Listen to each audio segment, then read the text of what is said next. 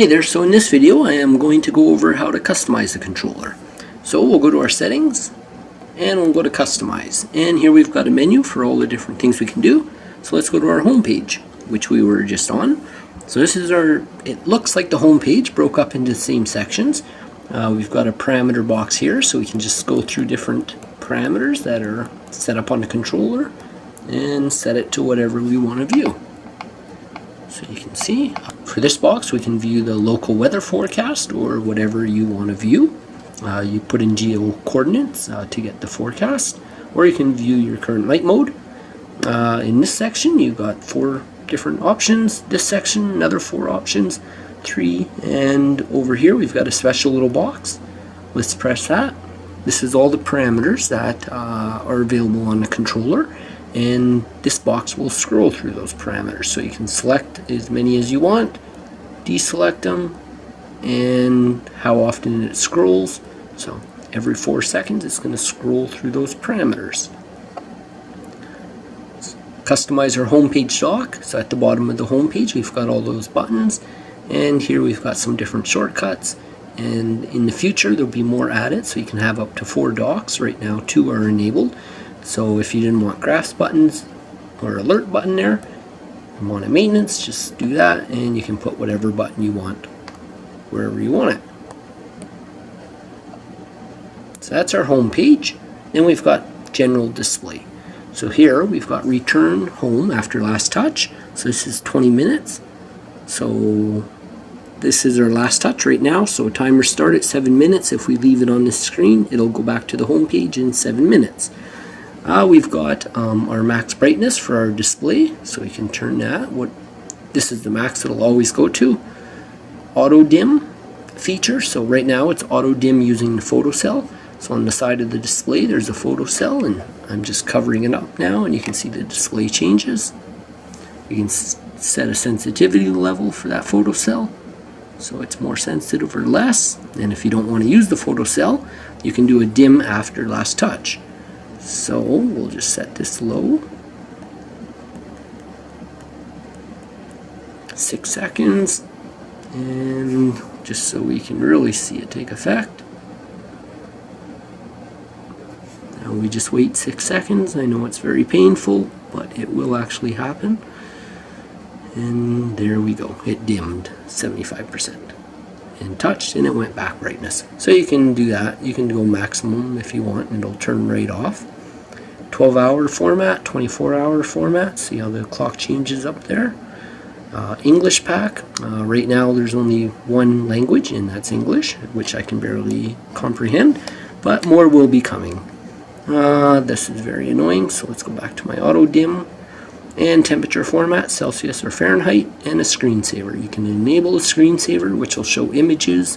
You can select how often to scroll them and when to start the image or the screensaver after your last touch.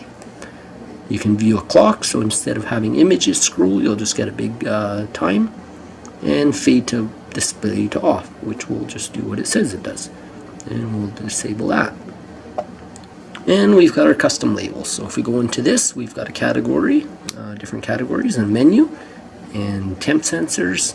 There's all our temp sensors, our analog sensors, our AC outlets, our DC accessories, and our ATOs, our light modes. So you can go through all these. When you have the list come up, right now they're all custom name. Just select the one you want. It'll tell you what you did. Probe. Sorry, the angle I'm sitting at I can't really see, but oh, come on. Probe. Painful, but we got it. There we go. And so yeah, you can customize all the names for all your equipment and sensors. LED sliders. So we've got different sliders on our LED screen, and you can change the colors of them. So maybe you have green LEDs on channel 2 and blue on channel 3. And you can actually do a custom color. This little box changes, so you can do even if it's not in there, and then touch the color and it changes. Outlets. Here we've got all our different outlets. You can see all the icons are NA, but there are 60 icons available.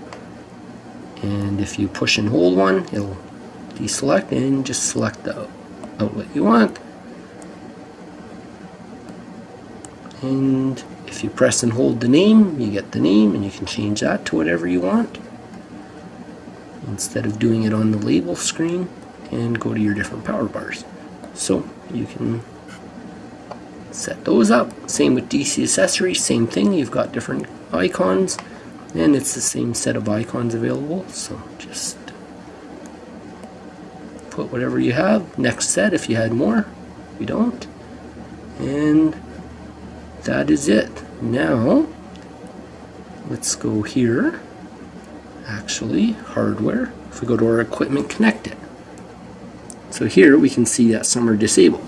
So maybe you don't have 5 temperature sensors connected. Well, you don't need to see the ones you don't have connected. So just simply disable them, hit save, and now I have to hit save. So this is what will happen. I'll continue so I don't have to come back. You can put many channels, view your add-ons, you can edit options. Maybe we don't use all our outlets and we just want to hide some, so you can do that as well. But we'll leave it at 8. And let's save this. Now it's going to restart the controller, and you'll see what happens when the controller restarts. Wasn't expect it, but I should have known better. So now the controller is actually starting up, and once you get to a second dot, the display starts. And it's just loading all our settings. Hope I don't get a copyright on that little tune I played for you. Okay, we're back home. Back to, now notice no parameters selected to scroll in this area.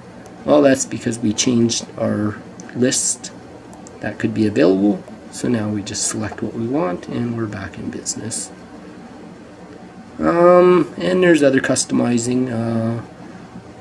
What else is there? I guess that's actually about it. Yes, so there you go.